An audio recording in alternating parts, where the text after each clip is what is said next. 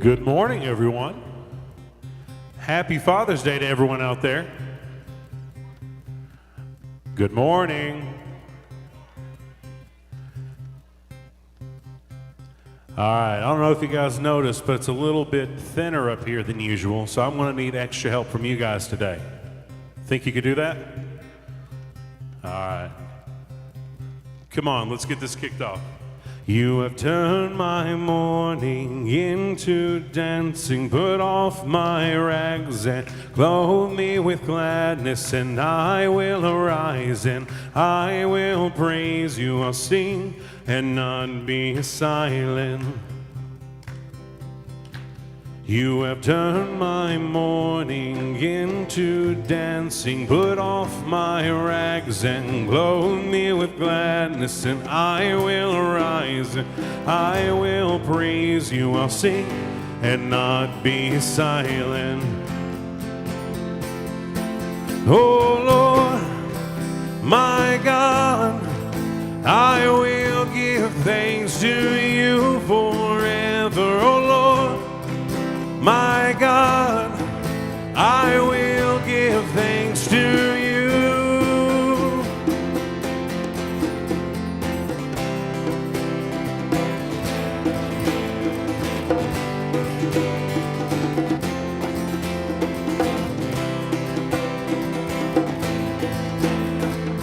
Come on, let's sing this out. Oh, taste and see that the Lord is good. Oh, taste and see that the Lord is good to me. You have turned my mourning into dancing, put off my rags and clothe me with gladness, and I will arise and I will praise you. I'll sing and not be silent. Oh Lord, my God, I will give thanks to you forever. Oh Lord, my God, I will give thanks to you. Oh Lord, my God, I will give thanks to you forever. Oh Lord, my God, I will give thanks to you. I will live only for you. I will lift these hands up to you. I will dance before you. I will shout it, I will shout it to you. I will live only for you. I will lift these hands up to you. I will dance before you. I will shout it, I will shout it to you. Oh Lord, my God, I will give thanks to you forever. Oh Lord, my God, I will give thanks to you. Oh Lord, my God, I will give thanks to you forever. Oh Lord, my God, I will give thanks to you.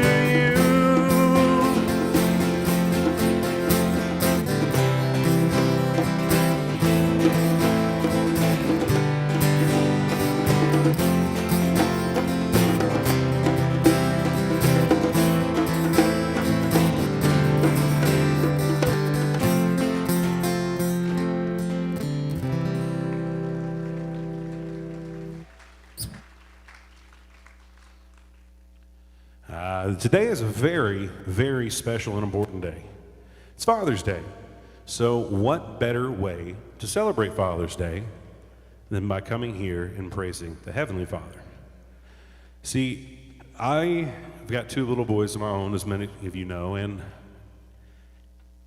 there are a lot of days that I struggle with feeling like I'm a good father. But the great thing is that we have a wonderful God that has given us the perfect example to go by. And even on days that I struggle, and even on days where I feel like I'm not doing well enough, God's got that grace, and the kids still love you. And that's one of the hardest things to kind of get over, is that feeling of inadequacy and knowing what is right and wrong in a situation. But that's what we have God for, and He helps us through it all. So why don't we sing out to Him about how good of a Father He is.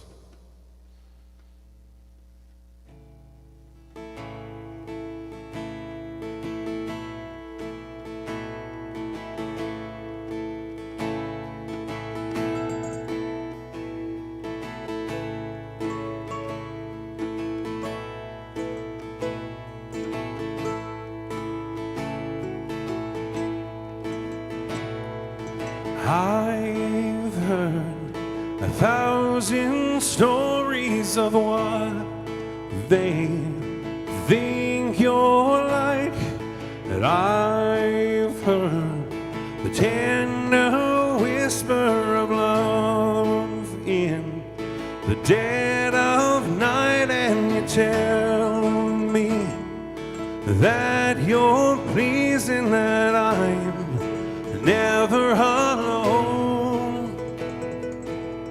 You're a good, good Father. It's who you are. It's who you are. It's who you are, and I'm loved by you. It's who I am. It's who I am. It's who I am.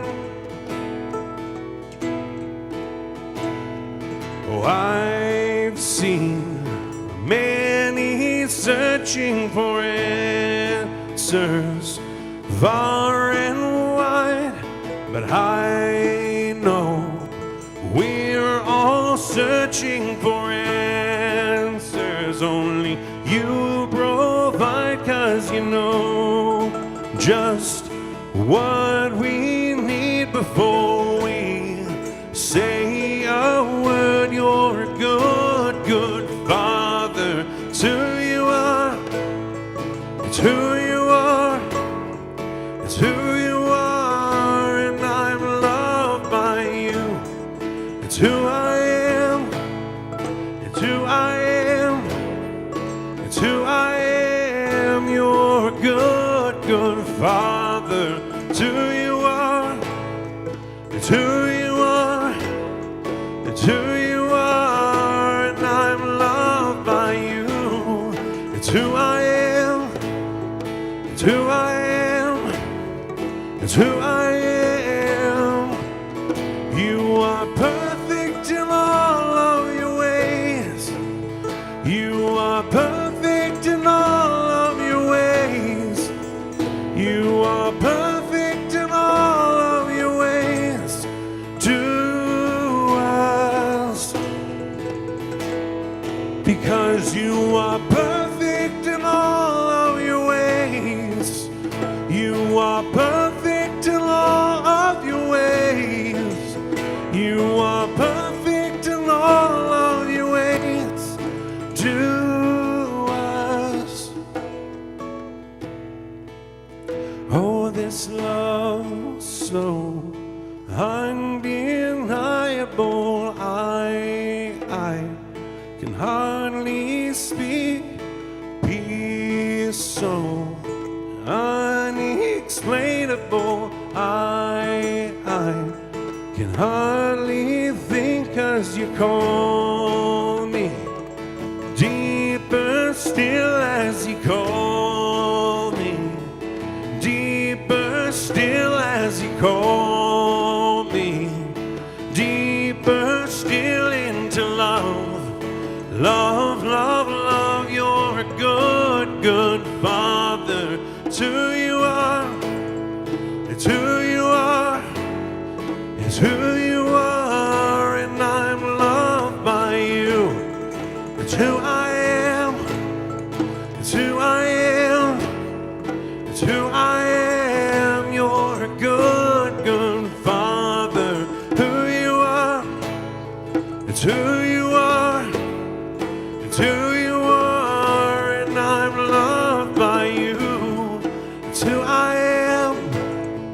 It's who I am. It's who I am.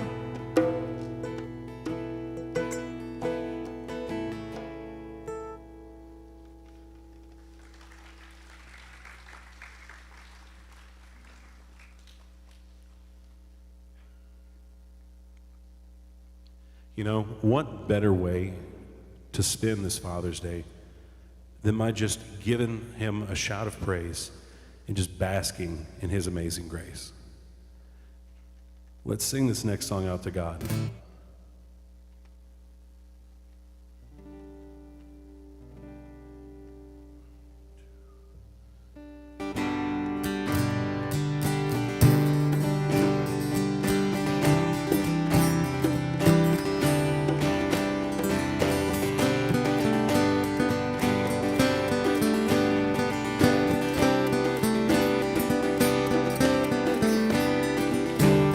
Who breaks the power of sin and darkness, whose love is mighty and so much stronger, the King of glory, the King above all kings,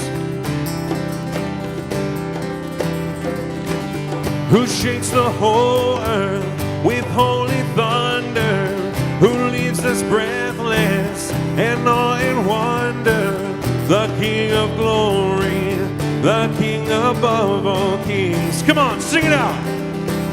This is amazing grace.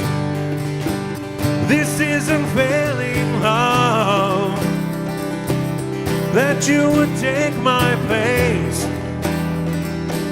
that you would bear my cross, you would lay down your life, that I would be set free.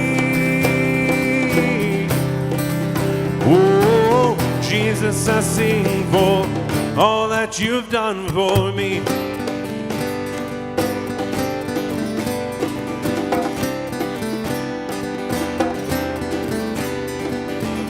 Who brings our chaos back into order, who makes the orphan a son and daughter, the King of glory, the King of glory, who shines the building with truth and justice, shines like the sun in all of its brilliance, the King of glory, the King above all kings.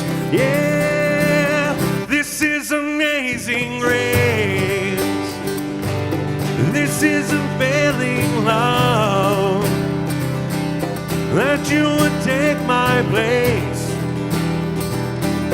that you would bear my cross, you would lay down your life, that I would be set free. Oh, Jesus, I sing for all that you've done for me.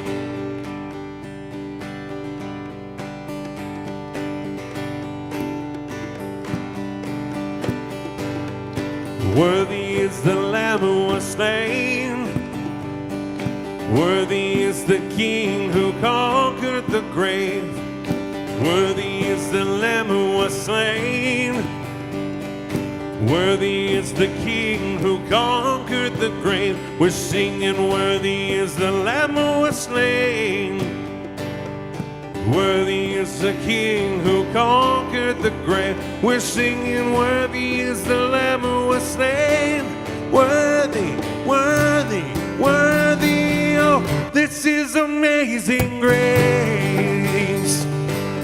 This is unfailing love, that you would take my place, that you would bear my cross, you would lay down your life, that I would be set free. Oh, Jesus, I sing for all that you've done for me.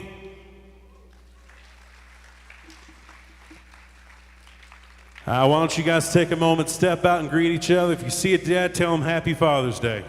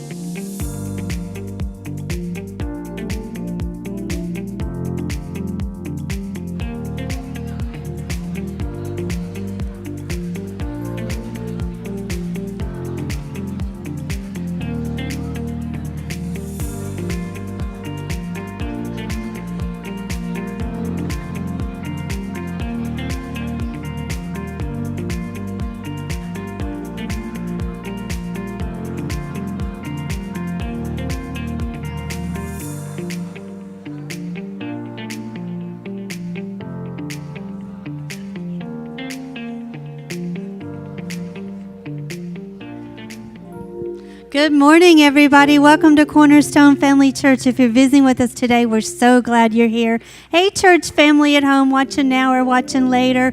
Want to welcome Miss Charlotte. Glad you're here with us. We're always happy when you pop in from Florida. We always love having you around, so I'm glad to have you with us. Today will be the last day to sign up for VBS. The sheet is on the table in the lobby. We'll be posting assignments, getting all that together this week, so please make sure. We still need a few more hands to help spread the load. So please make sure that if you consider this house your home, that your name is on that sheet. We'll put you in somewhere. We still need help with snacks, with crafts, with the littles. So there's lots of opportunities for you to serve. So please make sure that your name is on that list today so that we can get everybody plugged in the appropriate spot. If you are a teenager in this house, you and your family are invited to a cookout, not this Wednesday, but next Wednesday. The place will be determined, but here's what you need to do. Parents or a teenager, please sign up on the sheet of paper in the lobby, and we will call you and ask you what to bring. But we need you to sign up so we'll know how many to prepare for and know where we're going to have it out. But again, this is for all teenagers, your families. So it will be next Wednesday. So please make sure and sign up on that paper in the lobby today. Also, 2 weeks from today, we'll be going to the 4E's for our annual 4th of July picnic, and you just need to bring something for the side table. The church provides the hot dogs and stuff, so you just bring watermelon and lots of side dishes, and we'll be doing the slip and slide, so make sure that you bring bathing suits, dry clothes, and towels because you will get wet. Bring your lawn chairs. It's an awesome time, so that'll be 2 weeks from today. We are about to get busy around here. Is Matt Kinzer here today? If you are, Matt, I can't see. Just come on up if you're here. Next Sunday, where are you guys going to be eating at? Where? Well, that's y'all. The rest of us are going to be right here on campus. We're going to be eating spaghetti to help Go finance their summer trip. So next Sunday after church, please plan to stay and have spaghetti with us. There will be to-go boxes if you need to rush out. And it's going to be whatever you want to give. We're not setting a price. It's donations. So whatever you want to give, just plan to stay and eat with us.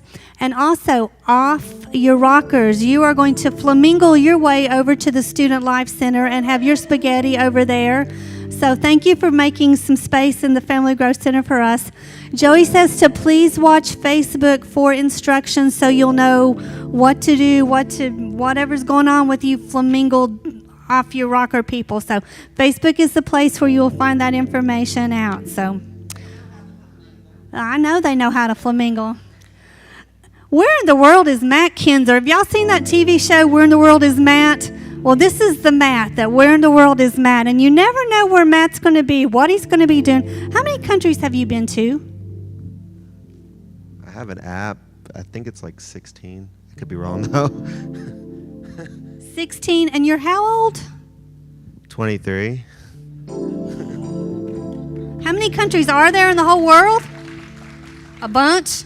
I figure by the time he's 30, he's going to hit probably like 95% of them. But in between his spare time of traveling to, I don't know, Japan and Russia and Korea and where have you been? I know you've been to Japan. Japan, India, Belize, Canada, Mexico, Europe, Iceland, a few places. So in between his world travels, he decided that he'd get himself a little MBA. You know, just... Not an MBA. Not an MBA? Not an MBA. What is it? Master's in Finance. Oh, excuse me, a master's in finance. Excuse me. Excuse me, I stand corrected. A master's in finance. Well, the good news is, Masters of Finance, when you make your first million, you know the tithe off the first million. So since you got a master's in finance, smarty pants. But Matt did complete his master's, and we're very, very proud of you, and can't wait to see where in the world you go next. So watch for Matt on Facebook as he travels the world. Congratulations, Matt. We're proud of you.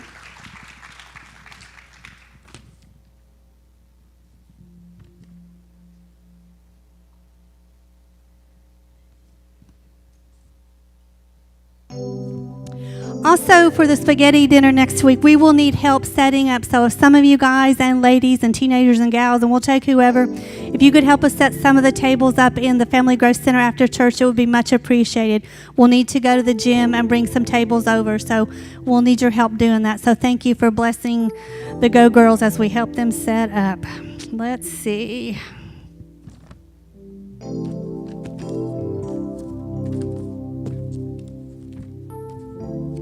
And y'all got mail.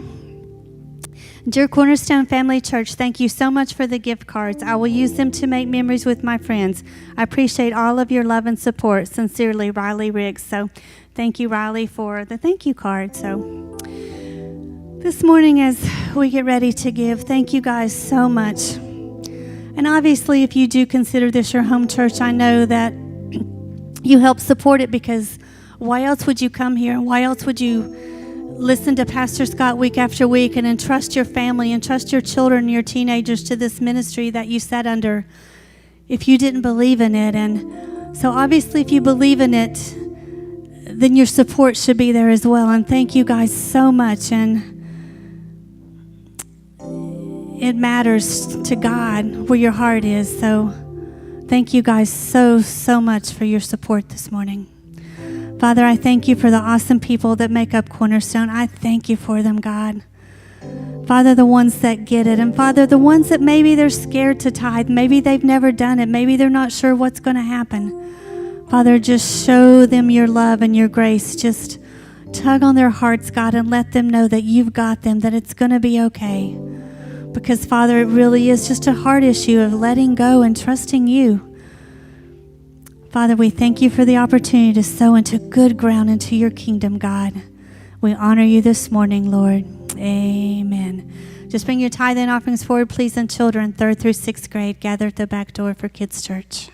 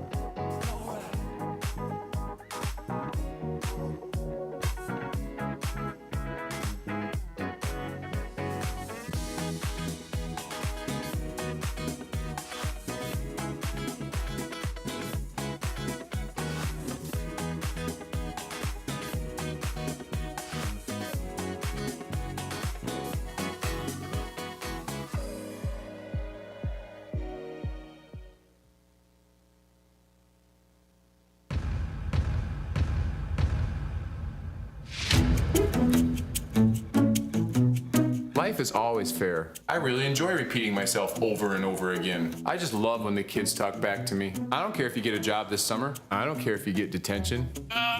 I can't open this jar. See if Mom can open it. Just take your time in there, okay? No means maybe. Hey, why don't you bring that ball inside and play with it? Hey, don't put that back where you found it. Just leave it on the floor. Ew, bacon. If you put a dent in the car, it's really no big deal. It's 10 a.m. Go back to bed. Look, whatever your friends are doing, just do the exact same thing. I got more than enough sleep last night. If your friends are okay with it, then I'm okay with it. Stop signs are just a suggestion. You don't need a chaperone. You don't need a seatbelt. You don't need a savings account. You should buy the jeans with the holes in them. Hey, we're all gonna go to church, but you can just sleep in, okay? Can we please just hang out in here for another 10 minutes? Hey, can we get some more bickering back there? All right, bills. Yay, traffic. Woohoo, taxes. Yes. Laundry. Hey, can you kids come in here and jump on my bed? Quick, go tell Mom what happened right away. You don't need to finish your dinner. Hey, look at your phone when I'm talking to you. I wish I had a smaller TV. We got you that phone for a reason. Texting boys. All right, everyone, listen up. Mom and I are going out of town this weekend, so please, mess up the whole house while we're gone. Please throw a few parties while we're gone. Please forget about the dog entirely while we're gone. Hey, when you're finished pouring that, can you just leave it out on the counter all day? Thanks.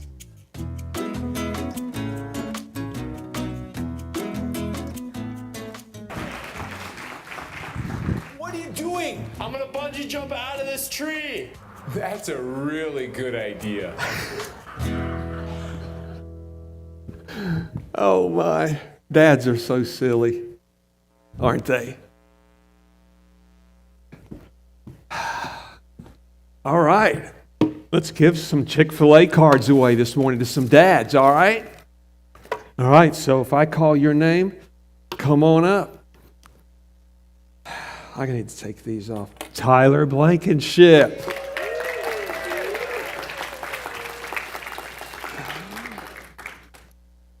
And, oh, Jared May, he's already got one.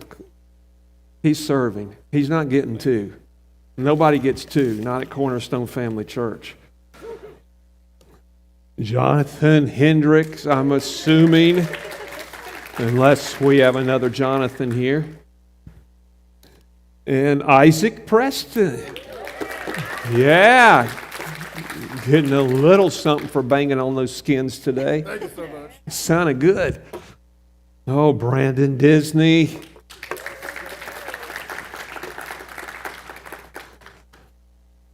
And Tim Burr. Someone come receive for Tim. You want to come get this for your daddy? He's working back there. And I mean, give it to your daddy, don't you? I know how you are. Alan Williams. Gosh, I got a bunch of them today. Joey Boyd. I'm sorry, Joe. Joseph. How many times did you put your name in there, Alan? I accept this card. You accept this card on behalf of yourself? Hey, Josh Bailey.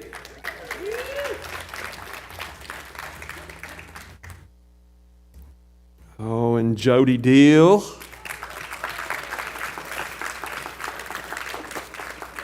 These are, by the way, all expense-paid vacations to an island of your choice, where hopefully they'll have a Chick-fil-A. Steve Burchett.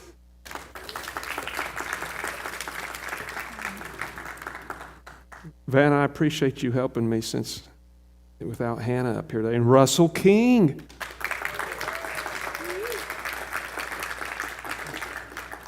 Do not give these to your children. Do not. Oh, and last and least, I better not say. Hey, Tim Burr, how many times you put your name in here?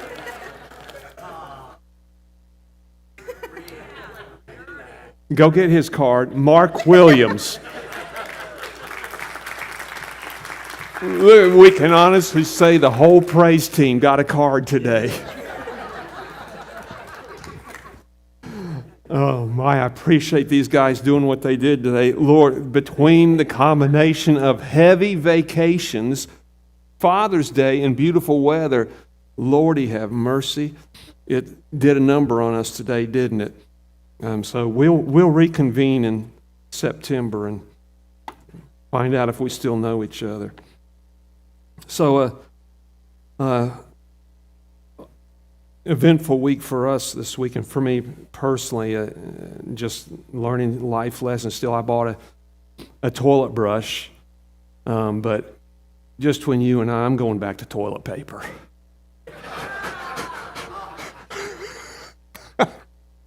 All right, so it's a dad joke. It's a dad joke, and I'm loaded down with dad jokes. Hey, hey now. I've got all kinds of dad jokes, and my daughter only rolls her eyes. She doesn't think they're funny. Someday she's going to miss them. She's going to want to hear them someday, isn't she? But we dads, we can be really dumb, right? And we don't call them stupid dad jokes in our house because we don't use the S word in our house. And Hannah learned that. I'll never forget when she came home from preschool telling me that one of her friends used the S word. And I said, oh my gosh. And I said, and what was that? And she said, stupid. It's like, right. So we don't say stupid dad jokes in our house. They're dumb dad jokes. And I have earned the right to be a dumb dad. I just want you to know, the older I'm getting, the dumber I'm getting with some of the things that I'm doing. And of course, my daughter and my wife both, I don't know if they enjoy the stupid things that I do, the dumb things I do, or they're just embarrassed by me. But, last week I had just a common dumb dad moment, and it was at a race, and a couple of us were up there. Stan and I went up there to run, and after the race, I'm sweating, I'm thirsty. I go get my little bottle of water. Hannah's over under this shelter, and I take a drink, and I drink about half my bottle of water, and I hand it to her, and I say, I've got to go walk this off and stretch a little bit. So I walked off and I stretched, and I came walking back to the shelter where I last saw Hannah, and I had sunglasses on, and the sun was in my eyes.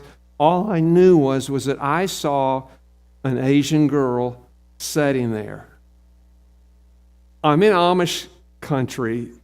Clearly, Hannah is the only Asian that's ever been up there. I'll never forget, we still laugh about one of the early times, probably one of the first times we ever ran up at the varmint. It's on Burke's Garden, and Hannah was up there, and there was this little Amish boy on his little kick scooter, and he just kept riding back and forth, just staring at Hannah, and we both said, that is probably the first Asian he has ever seen, and he doesn't know what he's looking at. And it's interesting watching the reactions up there in Amish country. But I see this Asian girl sitting there, and there's this other girl sitting beside of her talking, and then there's this, looks like a teenage boy, college age or something, sitting a little bit down from her, and he's talking to her. And my first thought is, that boy is trying to pick up my daughter up at this race. And I'm thinking, well, yeah, whatever, I'm fine with that, I guess. And she'll never see him again after today. But I walk right up to this Asian girl sitting there. I'm this far from her. She's sitting there, and I walk up, and there's my bottle of water. Well, a bottle of water was sitting there about half empty, and I reach down beside her, and I pick it up, and I just start down in this water. I drink it, I think nothing about it, and I start talking to him, and I say, so what y'all talking about? And they look at each other, and they tell me something, and I said, and I asked the guy, I said, did you do pretty good in the race today? And I said, do you know my daughter? And he said, I don't think so. And then I walk off again, and I go do some things, and I come back later, and I'm thinking in my head, it's like, I see this Asian girl now. She's over at this stand where you could buy some kind of fancy drinks or something, and I see she's in this skirt and this white top, and my first thought is, I don't remember Hannah wearing a skirt up here. And I turn, I look back at the shelter, and Hannah's sitting back in the middle of the shelter in pigtails, not long hair down, in her shorts or whatever she had. And I walk over to her and I said, baby, that wasn't you sitting over there I was talking to. She said, what are you talking about? I said, just a few minutes ago, I was talking to a Chinese girl and her friends. And then I look down and I see right there beside her is my bottle of water.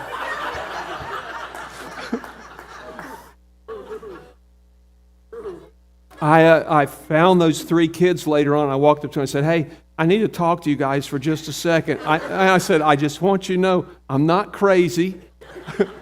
And I said, a common mistake. And I explained to them what happened. And they started laughing. And I said, I'm so sorry because clearly I drank one of your bottles of water. And that girl said, I don't know whose water that was. It was sitting there when we got here.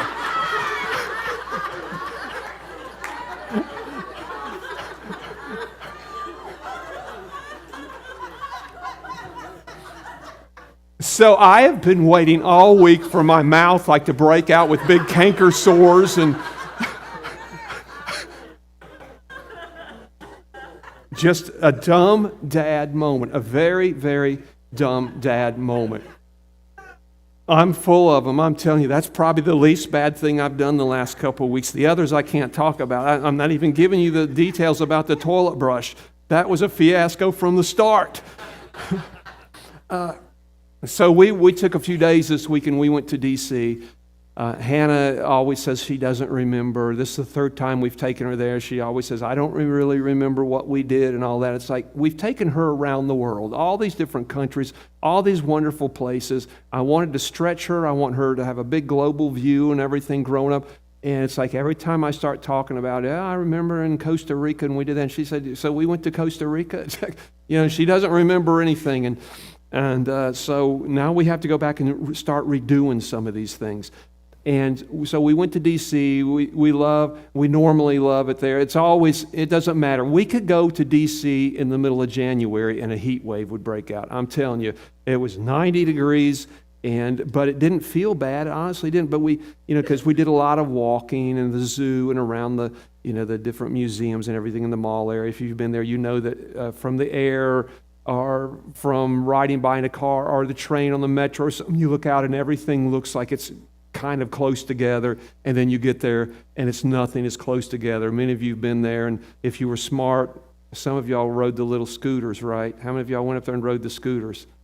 I know you did because I heard all about it, and I wanted to, but can you imagine a little woman on one of those things? I don't know what hospitals there are in D.C., but we would still be at one of them today probably.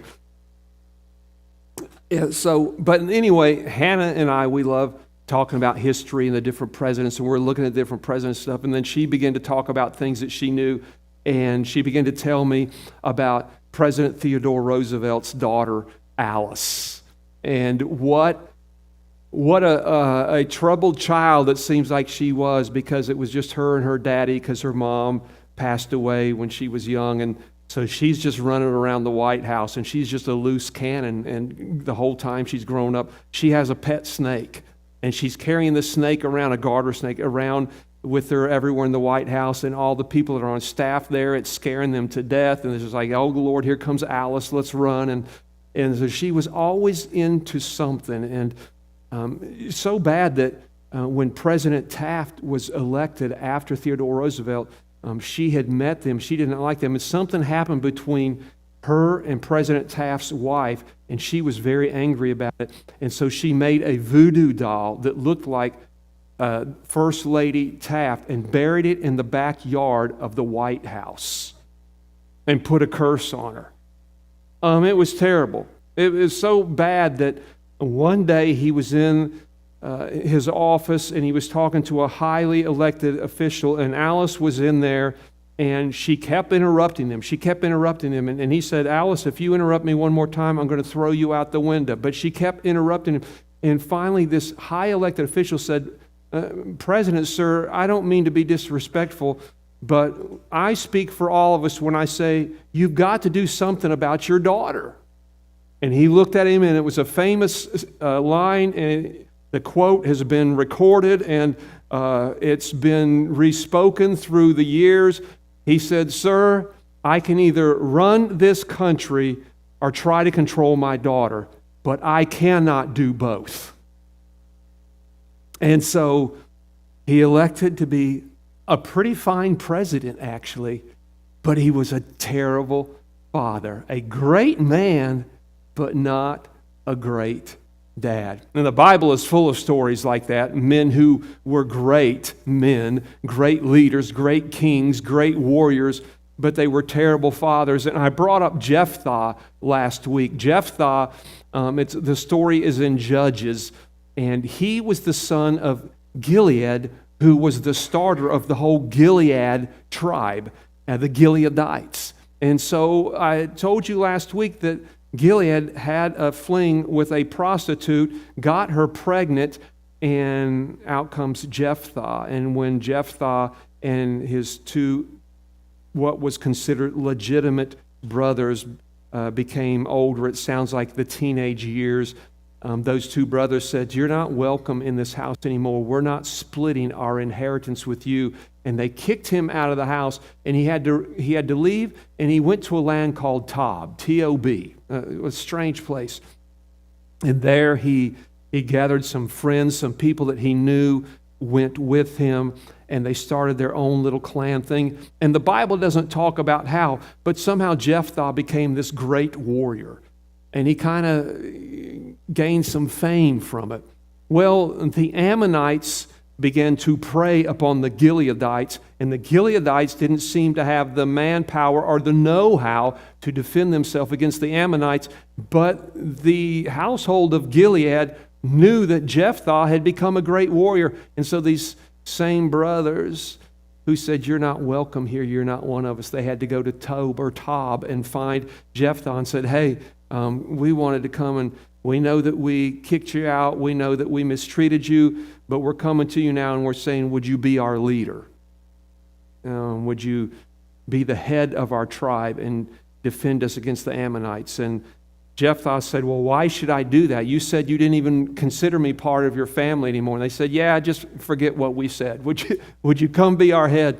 And he said, so what if I agree to do this, and I go and I defeat the Ammonites, and then you recant on your offer? And they said, we swear to you, we make an oath to you this day, you will be our leader. You will be the head of the Gileadite tribe. And so Jephthah, he says, okay, I'll do this. And in essence, he goes to war with the Ammonites. And this is where this story, and I didn't put all this on the screen because it was just too much. And I wanted to read this to you, though. I'm picking this up in Judges 11. Jephthah says to the Lord, he says, if you give the Ammonites into my hands, whatever comes out of the door of my house to meet me when I return in triumph from the Ammonites will be the Lord's, and I will sacrifice it as a burnt offering. And then Jephthah went over to fight the Ammonites, and the Lord gave them into his hands. He devastated 20 towns from Arnon to the vicinity of Minnah as far as Abel. Thus Israel subdued Ammon. And when Jephthah to his home in Mizpah, who should come out to meet him but his daughter, dancing to the sound of tambourines? She was an only child. Except for her, he had neither son nor daughter. And when he saw her, he tore his clothes and cried, "Oh, my daughter, you have made me miserable and wretched because I have made a vow to the Lord that I cannot break." I have no idea what was going on in this man's mind when he said, "If you give the Ammonites over to me, Lord, whatever comes out of my door, first thing when I return home, I will sacrifice it to you." I mean, I don't know what he was expecting. The family dog was going to come running out first? Did he have chickens in there? I don't know what he thought. I mean, there's his wife, there's his daughter. What else is in his house? What was he expecting to come out? It clearly was not his daughter. And he actually said, "If you will give me this battle, I will sacrifice whatever comes out of my door as soon as I return home." His daughter comes out. He is devastated, clearly. He has become a great warrior, a great man. He has been a leader among leaders. But what a dumb dad. What a dumb dad. Who in their right mind would make that kind of vow? Well, it was recorded in the law that you could not make a vow to the Lord and break it.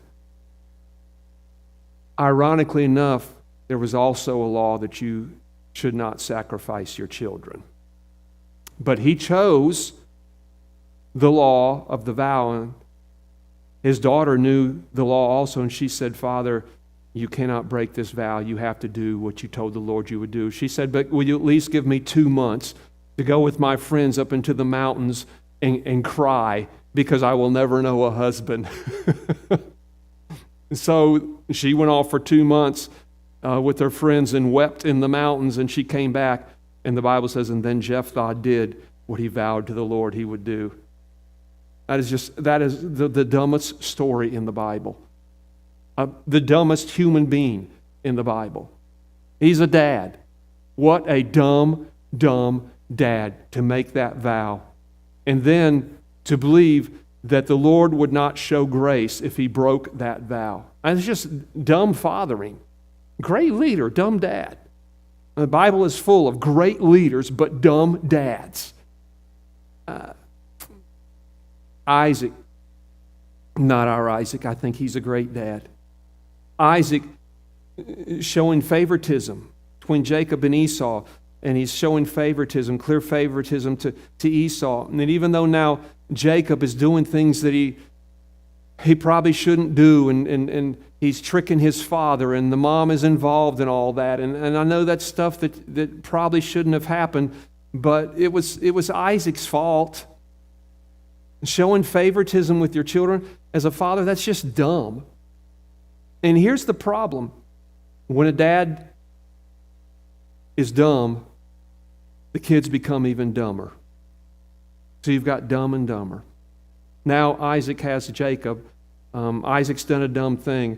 Jacob's going to become even dumber now, and he's doing the same thing. And he's showing favoritism with a whole bunch of sons, and he's showing favoritism towards Joseph, and it launches that whole fiasco of brothers throwing Joseph into a pit, then selling him into slavery. We know that it's a beautiful story how it ends up what the enemy is meant for destruction. God has turned to my good. Joseph said, God knows how to do that. His grace it works all things for good.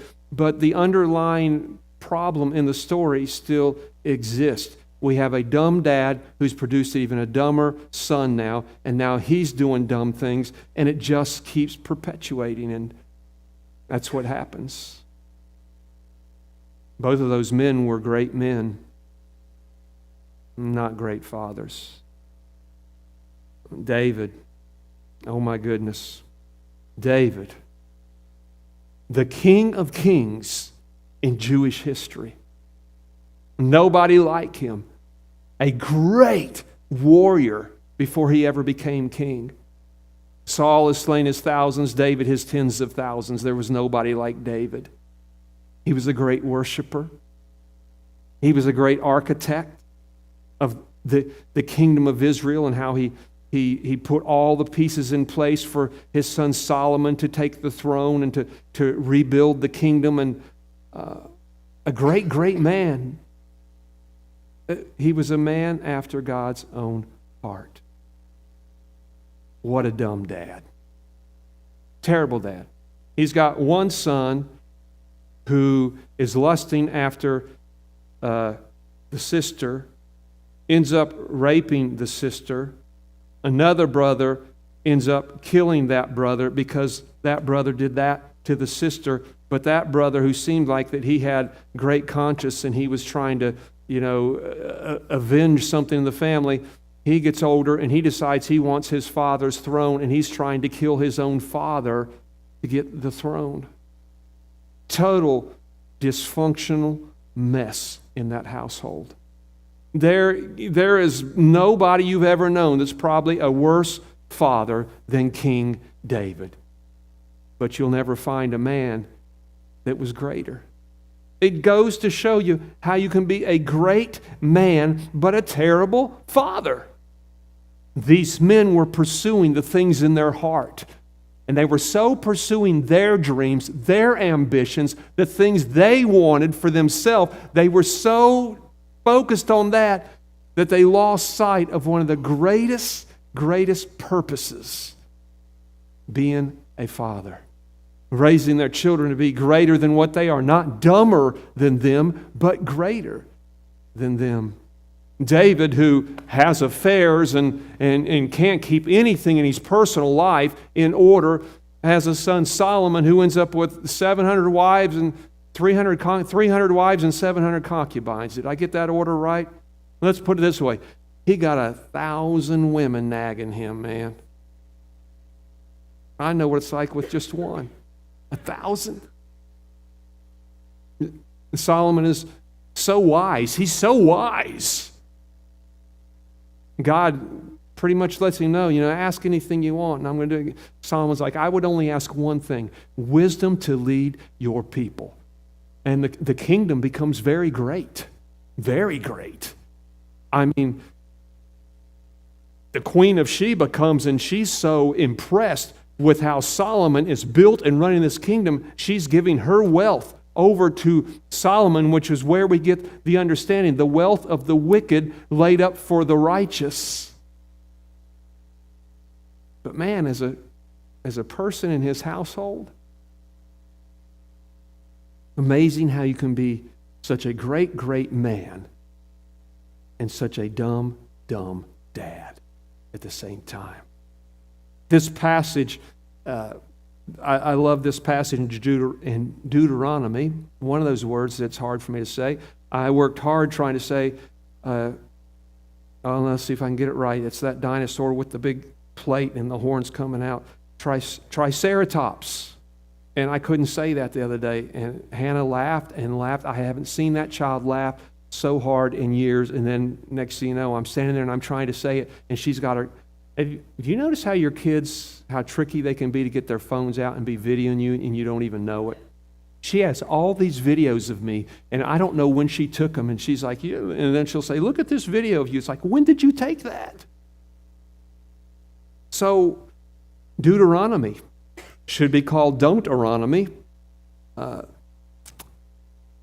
This is when God gives the law to Moses to give to the people.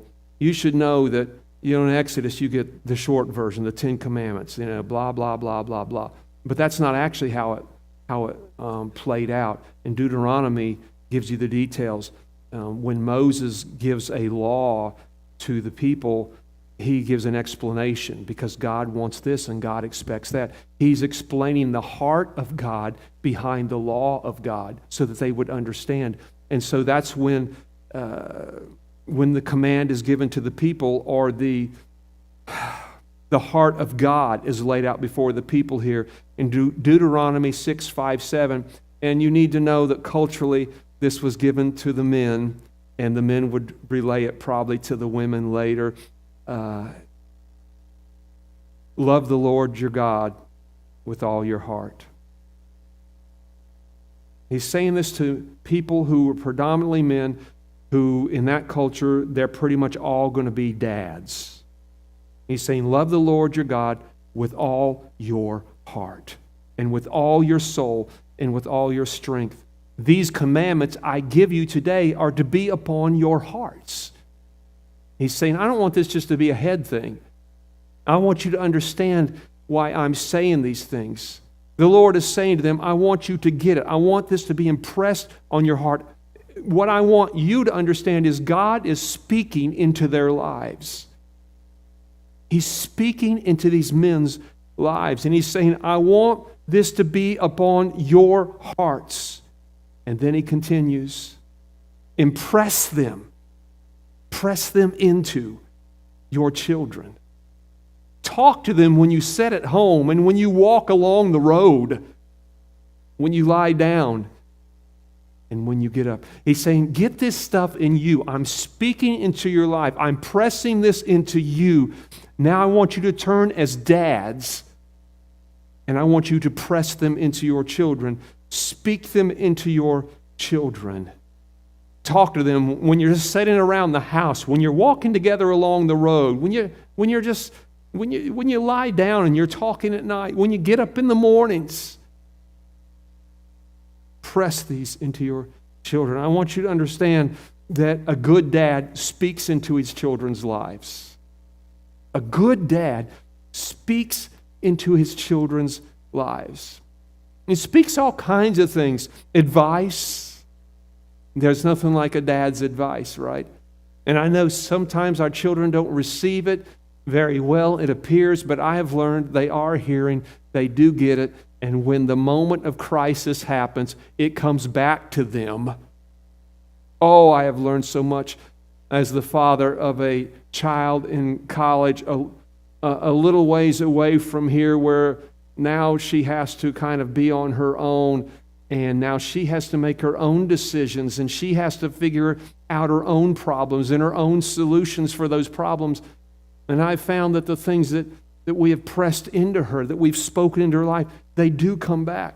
Speaking advice into their life, speaking our knowledge for life, speaking wisdom into their life, speaking discipline into their life. When we're sitting around, when we're walking down the road, when we're riding in the car places, those moments that I love watching for the moments. And as we're all getting older in my home, I'm becoming much more observant of when I should grab a moment and when I should not grab a moment. I can tell easier now than at any point of being a dad of when I just need to, don't say anything, just walk away, just sit there, just listen. But I also am becoming more aware when there's a moment. It's like, now, there's an opportunity. I can sense the softness of a heart. I can sense that the ears are open. I can sense the desperation. I sense something has happened to make my child more receptive. And it's like, now I'm going to speak. And I can tell that it lands differently. Speaking advice and wisdom and knowledge and all of those things into my child's life. But the greatest thing that a dad speaks into their child's life is their identity. Because every human being, the whole time they're growing up, the incessant search primarily is in the realm of who am I? and we're trying to find our identity. We look at our kids and they're hanging out with other groups of kids, and they've all got their own little form and fashion, and they're trying to create identities for themselves. And we know that that'll even flow into the superficial of what we wear and what our hair looks like, and our tats and our piercings or whatever. Or we're all trying to find an identity for ourselves. And I've laughed at it through the years as I've gotten older, because Kim, and thank you, Kim and Emily and Bailey, for hosting such a great breakfast for us. And all of you that cooked, it was incredible. It was so good. Yeah, give them a hand. It was so good, but I walked in there yesterday even because we were gone all week, and so I had to come in here yesterday and all day just cram and get ready for today. And I walked in there and I saw that they had just finished decorating, and I thought, oh man, that's really cool. I love what you've done to these tables. This is so perfect for a dad's breakfast, the way this is decorated. And she said, I bet you and Jonathan will be the only one that knows who this one album is, Daryl Mansfield Band. And is there anyone else that knows who Daryl Mansfield is from the 80s? It's just Jonathan and I. That's what I thought. And a great blues guitarist and singer actually now. And so that I'm sitting there eating this morning, and I'm looking across and I see that table, and I see a Sweet Revelation Band album in there that I know for a fact was not there yesterday. And I said, Kim, you snuck that in here. And she said, yeah, that wasn't here last night. It's like, I didn't think it was. But I remember those days, and it's funny because, I had long hair and I had an earring, and I actually had an earring literally till the night before we planted Cornerstone Family Church. I even had an earring. And how many of you guys have ever had one of those? I bet. I had an earring even as a worship leader in a predominantly black church through the years. And it was fine because I was just the worship leader. The worship leader, you can do all kinds of things, can't you, Russell? Because it's really cool when it's the worship leader. It's like, yeah, our worship leader, he's got these giant holes in his ears and stuff, and I don't know if he hangs things in them, carries buckets of water. I don't know what he does, but yeah, you let the pastor walk in like that. It's like, yeah, I'm not going to church here. And so I didn't know culturally what people could handle yet, and it wasn't about me. It was not supposed to be about me. It had to be about what the Lord had put in our heart. The spotlight did not need to be on me or anything about me, and so it was just one of those things. You carry your cross, and it seems very insignificant to me at the time, but at the big deal, I felt like it was a pretty major sacrifice. Like, I'm taking my earring out, and I look back now, and I understand completely the psychology of what was going on. Part of that was my identity as a rock star. Should put failed in front of that, but now I'm going to be a pastor, and so my identity needs to change. But then I've laughed through the years. I see different groups of people who are nonconformists. The bikers, right? The 2%ers, the bikers, they're nonconformists. Have you ever noticed how all the nonconformists look exactly alike? I remember the goth movement.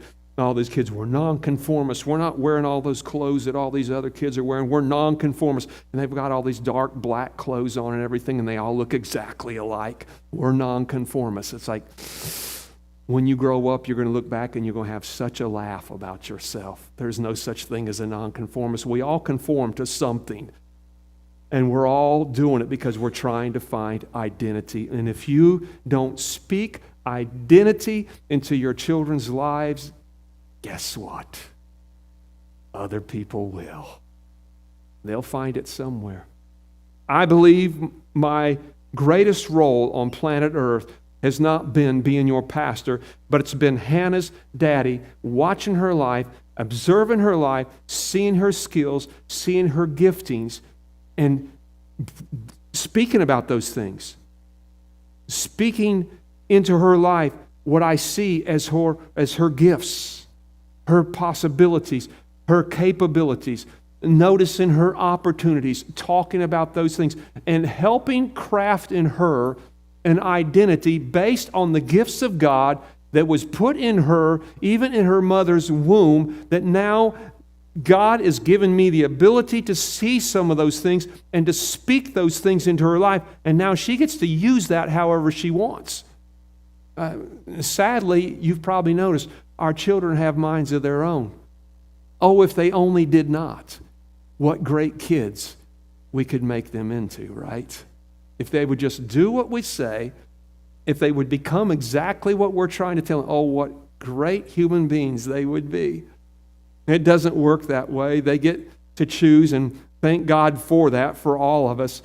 But if we don't, through those years that we have them, if we're not seeing the gifts of God, the identity that God has put in them, and we begin to see that and begin to speak that into their life, then what's going to happen? They're going to find a different identity. A good dad speaks into his children's lives, and with that I will say a dumb dad does not speak into his kids, and the kids end up even dumber, therefore Dumb and Dumber.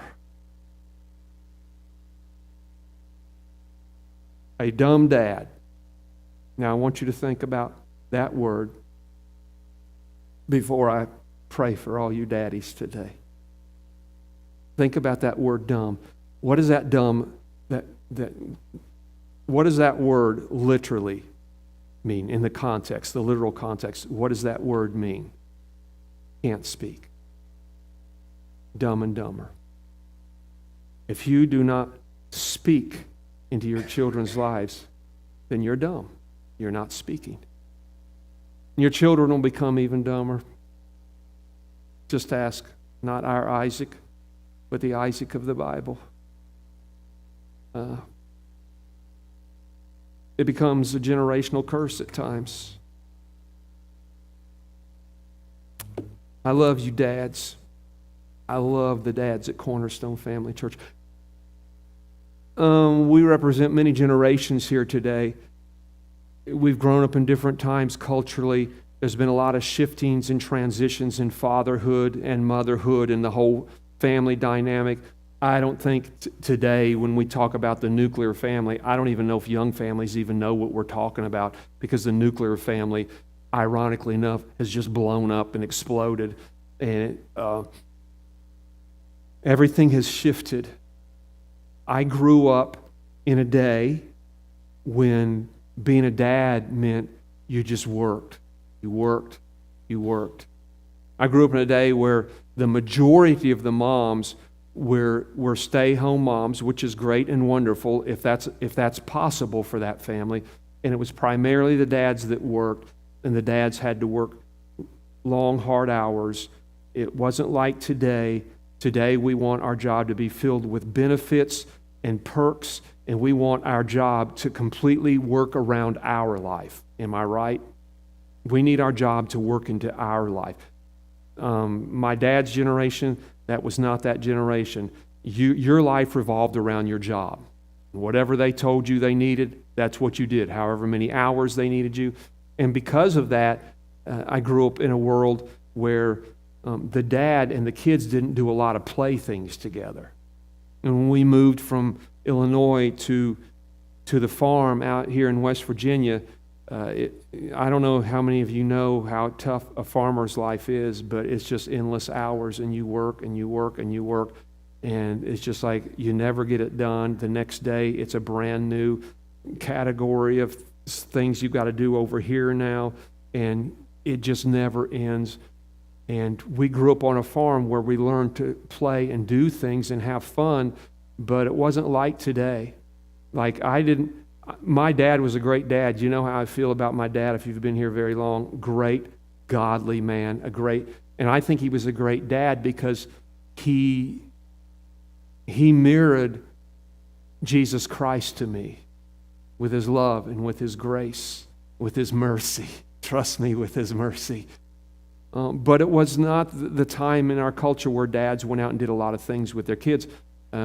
My era of being a dad, which fits more with most of you guys that are like in your 40s now, maybe hitting 50, because I was a late bloomer when it came to being a dad.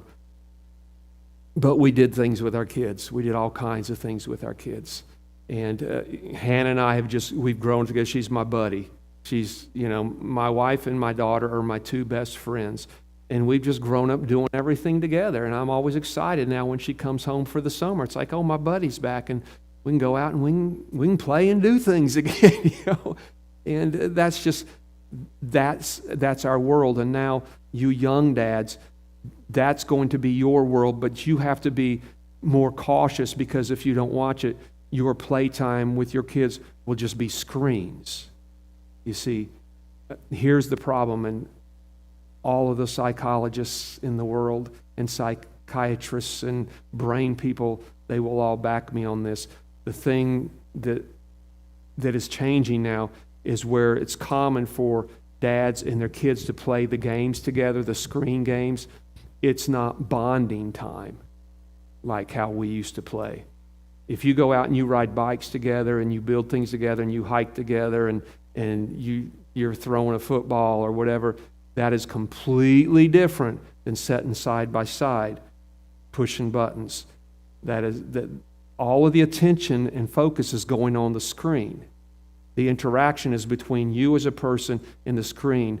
It's not interaction like it used to be. So you've got to be very, very careful. And the thing is, if you're out and you're hiking with your child, you're going through a park or you're riding bikes, you're going to sit and take a little break and rest for a while, something like that. That's where you're going to see your moments now, like God said in Deuteronomy, when you're out walking along the road, whatever you're doing, you're in the house hanging out, now speaking to your kids, speaking to your children's lives. When you're playing games, there's not those opportunities, there's not those moments. And so young dads, who that may be your world, you're on notice now, okay? You can become a great, great man and become a very, very terrible father. You can be a great leader and a dumb dad. Very wise leader and very dumb dad.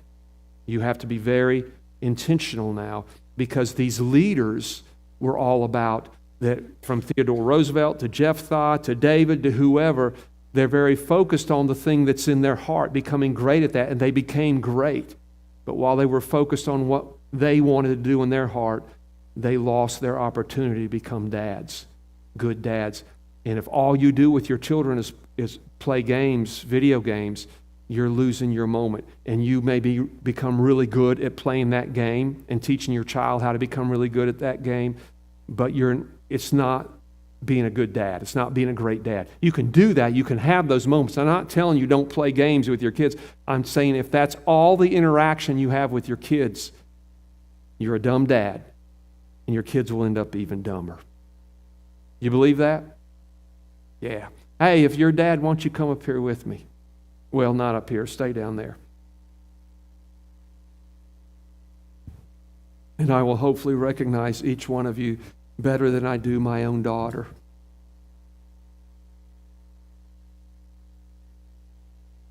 The thing is once I looked at that girl, it was obvious it wasn't Hannah. It was obvious. But it was the sun in my eyes. It had to be something. It couldn't just be my dumbness. There had to be something else going on. Wouldn't you all agree with that? Y'all just trying to make me feel better? 100%. Oh, how many of you all have some dumb dad stories kind of like that? It's dumb. You know what? It's okay. Just admit it. Like we talked about pride a couple weeks ago. Don't excuse it. Don't justify it. Own it. Admit it. And start dealing with it. These things with fatherhood, we just got to do the same thing. If you feel like and let me tell you, some of you guys are where I'm at, or even beyond where I'm at. Your kids now are married, or your kids even have kids, and you've got grandkids. You all know you never stop being dads, right? You never, ever, ever, ever stop speaking into your kids' lives. You have to choose the moments differently. Yeah, some of y'all have learned you have to be very methodical choosing your moments. But I'm telling you, they will never stop needing you. And while you say, well, I've got to choose my moments differently now, when that moment's right, oh, your advice, your counsel, your wisdom, your life experience that you can now speak into them, oh my goodness, it'll be a game changer for them. Dads, I love you, and it seems like that God really loves you. Before I pray for you, you go to Cornerstone Family Church. We're not a church that pushes all those vision labels and all those things out there like a lot of churches do, but our vision statement from the day that the doors opened on, well, that place next door was building the church through building the family. That's our mantra. That's our battle cry. That was the vision God put in our heart. How we would do it with all of our little techniques and all that, God would leave that to us. And that's our vision. Isn't a contemporary church or having coffee before church. That's not vision. That's just how we do church. Our vision is found within our vision statement, building the church through building the family. And what I'm telling you is that God, the thing that God showed us that was different for our culture in the Appalachian Mountains, He made it very clear to me. He said, son, if you have dysfunctional families, you're going to have a dysfunctional church. You've got to start building with the family. If you build the family, you automatically are building the church. Through children's ministry and youth ministries and young adult and from every angle with marriage and just where every angle we can, if we're trying to build the family, build the moms, build the dads, wherever we're building the family, that's the church is going to be built, and because the family becomes functional, the church will be very functional. With that said, I boldly speak to you on God's behalf. Building the family begins with building you. God holds you accountable more than your wives. He holds dads accountable more than He holds moms. They have their roles. It's beautiful. It's irreplaceable. But when the dust clears, you are accountable. Nobody else. Just you. And that's why the Bible speaks this mystery that the whole household is saved through the Father. Even in the New Testament, under a new covenant, that is voiced through Scripture, that a whole household is saved through the salvation of the Father. Why is that? Because of the incredibly powerful ripple effect. Okay? Your children still have to make their own choices for salvation.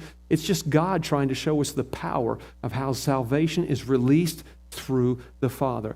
I made statements that got me in trouble the other day about wives submitting to their husbands, and I did that a little tongue-in-cheek, but they all knew the context. I wasn't trying to reduce women down to servants. They understood what I was saying. But I will say now to you, no matter what culture ever says or tries to turn this into, you are the head of your household. You are the head of your household.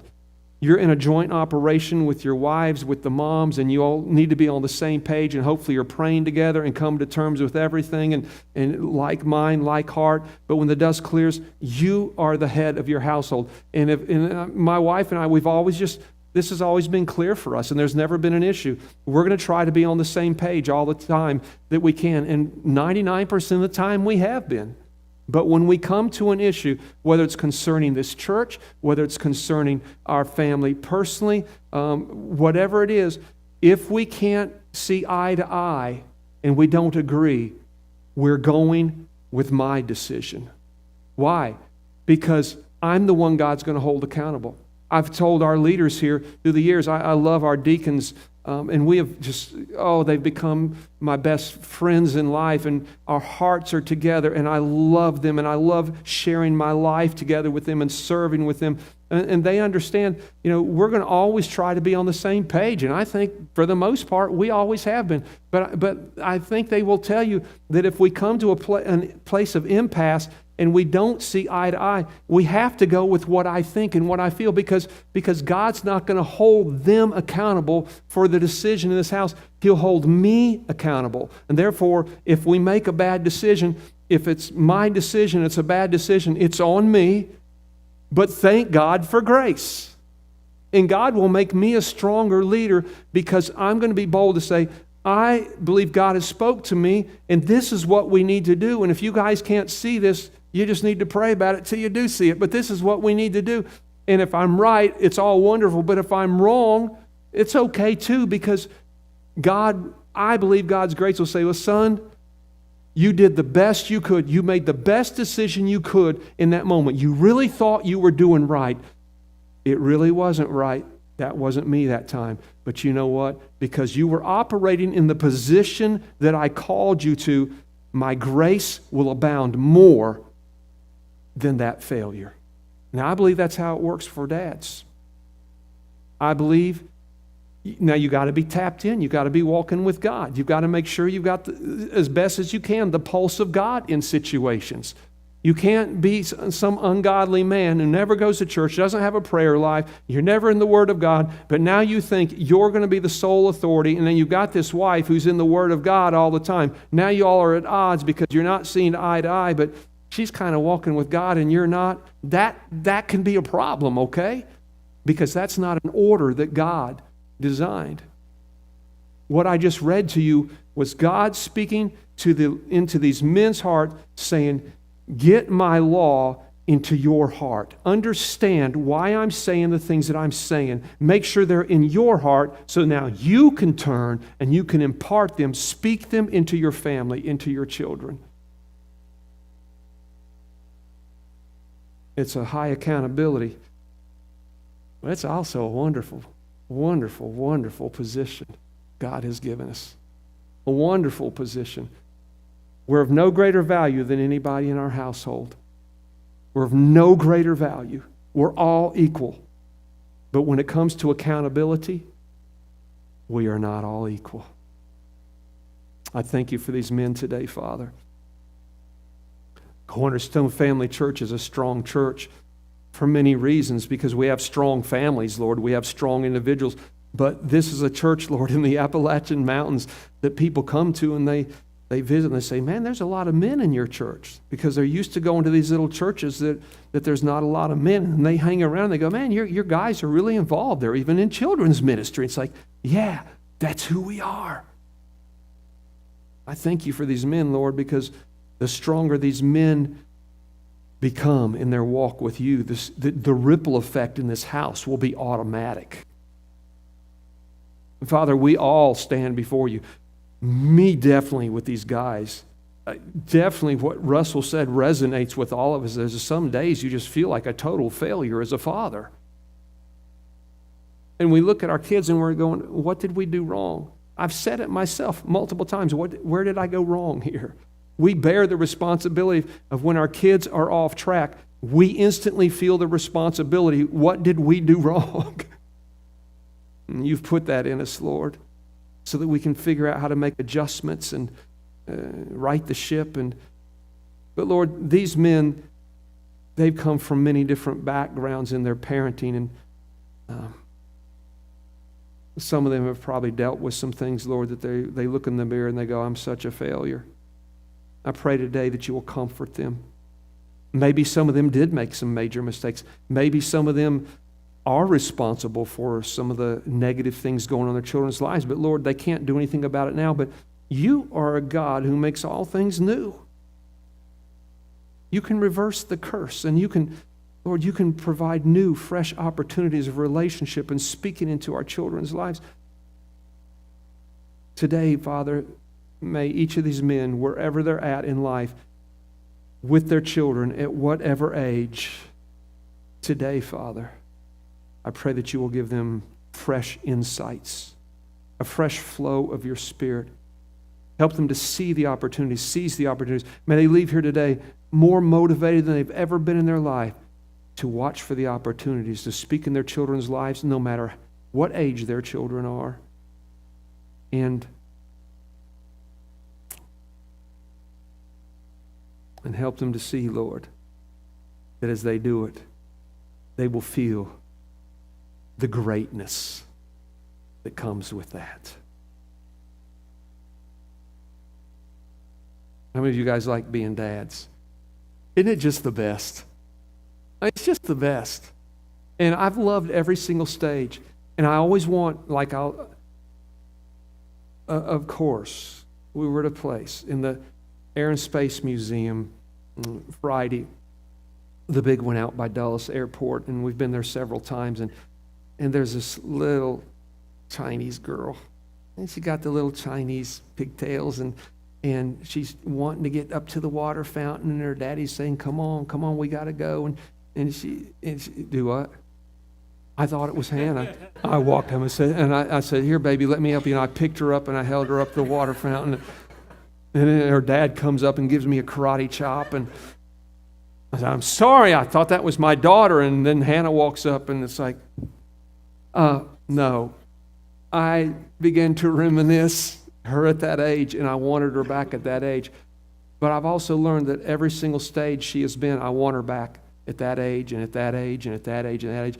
And some of y'all now, they're having their own kids, and you're enjoying that now. That's a whole different level of watching your children become parents and watch them navigate that. And every single stage of your children, you want them, one of them at that stage. Y'all feel me? Isn't it wonderful? Enjoy it. Today, dads, I, along with the Lord, bless you. Just bless you. Go out and walk with God and walk with your children, with your wives, with your families, and just enjoy it and become great, great dads. All right, then? All right, then. All right, go see what your kids have planned for you. Some of us aren't real expectant, but we'll see.